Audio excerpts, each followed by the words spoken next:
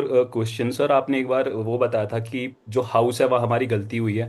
राशि is the area it will manifest and the planet is जो player बन के आएगा।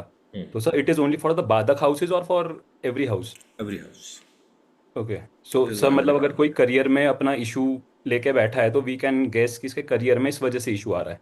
That's a sign over there. Okay. See, and very simple.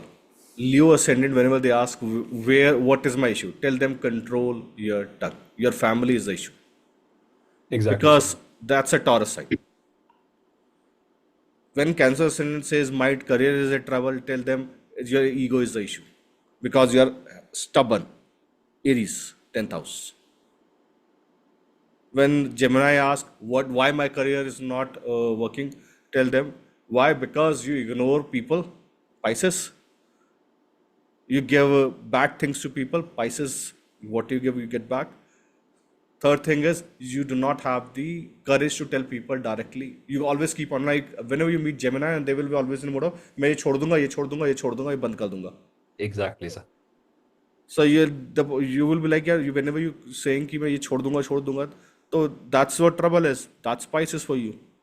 Pisces is never able to face the consequences, and secondly, they have habits to go backstab people. So you see what's a plant, what's a sign in 10th house or any house, whichever you say the trouble is. And that's where your trouble is. If somebody says, I do not have a house or I do not have a good family atmosphere, see what's a sign in the fourth house. Somebody says, I do not get enough respect, see what's in fifth house. Fifth house. Okay sir. So it's very simple to snapshot predictions. जब names को आपने कभी भी share किया है तो आप जैसे वर्ड्स के कॉम्बिनेशंस देखते हैं like you write sir, but as a name का वाइब्रेशन जैसे हुआ, मान लीजिए I प्रीति see का। vibrations mostly. I try to see sounds. If it name is something, right? How does that will appear? Correct. Like if I name, let's suppose if I name someone Balwinder, right? आपके दिमाग में ना बलविंदर अगर mail है तो बनना चाहिए. हाँ जी। हाँ वो जी। व्यक्ति कैसा बनेगा एंड देन उसकी क्या लाइफ होगी. लाइक नाम अगर बलविंदर है ना, आंखें खराब है, आगे खराब है तो मैरिड लाइफ खराब है. मैरिड लाइफ खराब है क्योंकि हाउस ठीक नहीं है. ठीक है.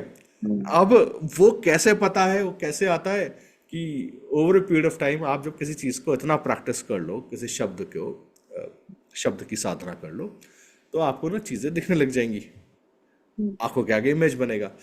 देन आप कोई कहे कि मेरे को ये पढ़ा दो, लाइक बहुत स्टूडेंट्स बोलते हैं कि ये वाला कोर्स करना है, तो बोलता हूँ मैं तुमको मंत्र जाप से सोचना कैसा सिखाऊंगा.